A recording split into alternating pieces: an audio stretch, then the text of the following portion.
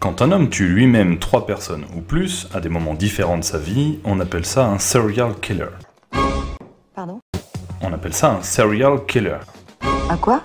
Serial killer. Hein? Un serial killer, un tueur en série. Ah! Serial killer. Je précise qu'il tue lui-même, c'est pourquoi vous ne trouverez pas dans ce classement Charles Manson par exemple, qui a fait tuer ses victimes, et à des moments différents de sa vie, donc vous ne retrouverez pas non plus des tueurs comme Anders Breivik, le Norvégien auteur d'une tuerie sur une île en 2011. Donc vous l'avez compris les enfants, cette vidéo n'est pas pour vous, voici le top 10 des tueurs en série les plus meurtriers. Numéro 10, Anatoly Onoprienko. Connu sous le doux nom de Terminator, cet Ukrainien a tué 9 personnes en 1989, puis il a voyagé illégalement à travers l'Europe jusqu'en 1995 où il retourna en Ukraine. I'll be back. Il y tua 43 autres personnes en 2 ans, principalement par balle, dont des familles entières dans leur maison avant d'y mettre le feu, des témoins de ces crimes, ou encore des conducteurs qu'il faisait sortir de leur voiture sur l'autoroute avant de les abattre. Attrapé en 1996, Onoprienko est finalement mort d'insuffisance cardiaque en prison, au total 52 meurtres prouvés, mais personne ne sait ce qu'il a fait pendant son voyage. Numéro 9, Andrei Chikatilo. Je vous présente un autre Ukrainien, celui qu'on appelle le monstre de Rostov. Diplômé en langue et littérature, il était père de famille et même instituteur.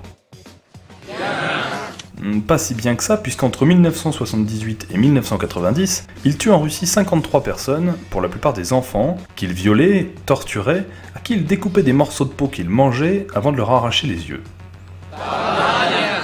Arrêté en 1992, Chikatilo avoua ses meurtres et déclara « Je suis persuadé que je souffre d'une espèce de maladie », avant d'être condamné à mort et exécuté par balle.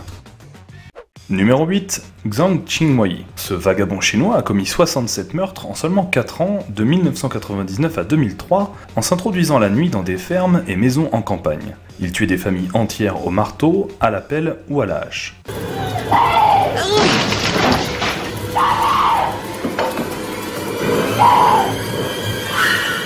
Coucou, chérie. Il fut finalement arrêté et exécuté sans jamais avoir exprimé de regret. Qu'ils aient ou pas mérité de mourir ne m'intéresse pas, disait-il.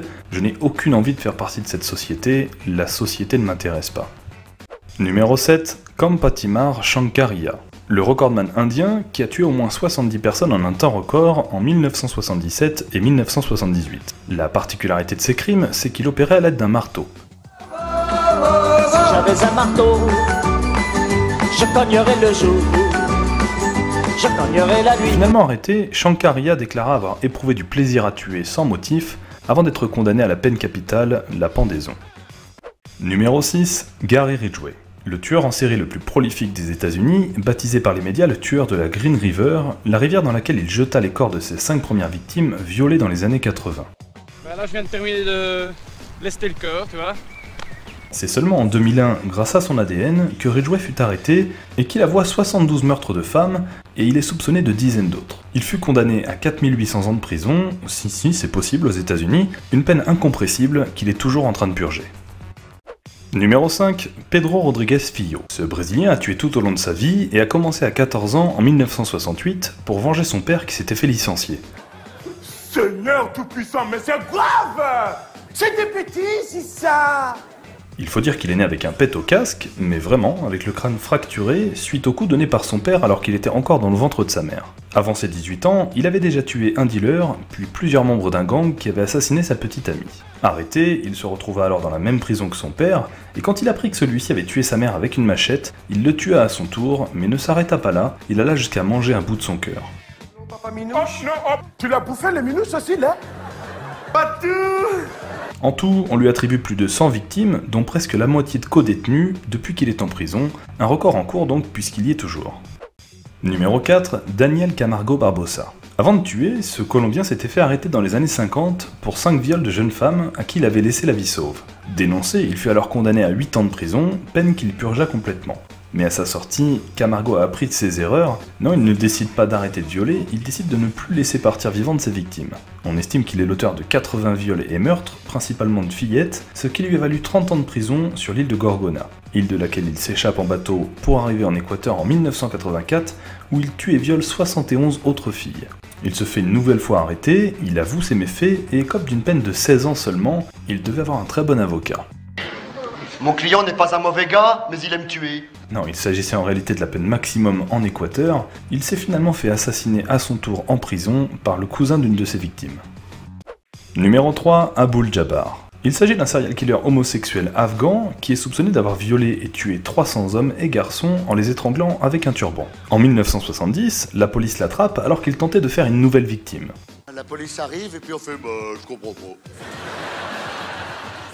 Alors je comprends pas, je sais pas, j'ai serré son cou et tombé, t'es mort. Même si seulement 65 de ces meurtres n'ont pu être prouvés, Jabbar est condamné à mort par la pendaison, une condamnation que 2 innocents accusés de ces crimes à tort avaient subi à sa place quelques années auparavant. Numéro 2, Pedro Lopez. On retourne en Colombie dans les années 50 pour vous présenter Pedro Lopez qu'on pourrait qualifier de... Putain d'enfoiré de fils de... Oui, sa mère était vraiment prostituée, et elle décida de le mettre à la rue alors qu'il n'avait que 8 ans. Il se fit alors violer par un homme, puis de retour à l'école, violé par un professeur, puis en prison arrêté pour vol, violé par des co-détenus, qu'il tua d'ailleurs pour se venger. Libéré au bout de 2 ans seulement, il partit vivre au Pérou où il commença à enlever et tuer des petites filles. Il se fit alors attaquer par un groupe d'indigènes qui le tortura et alla même jusqu'à l'ensevelir jusqu'au cou. Mais il fut relâché et s'enfuit en Équateur où il continua à tuer des petites filles au rythme de 3 par semaine, mais la mère d'une d'elles permit de l'arrêter. Il avoua alors plus de 300 meurtres, je crois qu'on peut finalement le qualifier comme ça.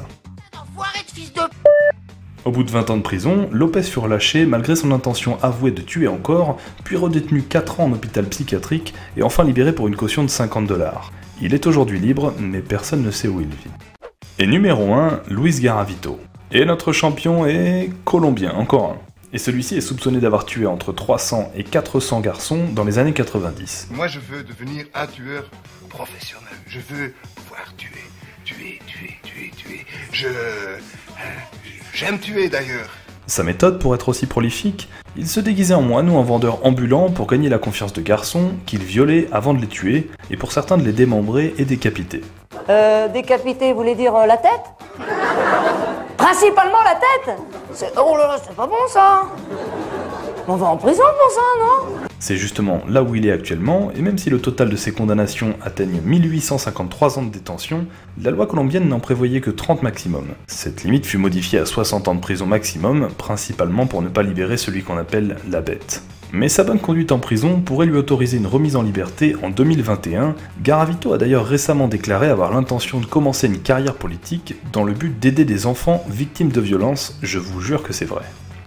Voilà, c'est tout pour ce classement. Je précise que je n'ai retenu que les tueurs modernes, c'est-à-dire après les années 1900, mais si ça vous dit, je vous ferai le classement des tueurs du passé, il y a aussi de beaux champions. Pour conclure, je vais faire un truc de psychopathe que personne n'a jamais fait sur YouTube. Vous êtes trop nombreux, alors je vais vous demander tout simplement de vous désabonner de ma chaîne.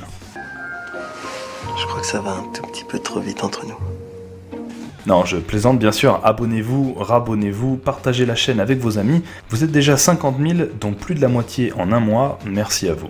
Allez, on se retrouve très vite, à la prochaine.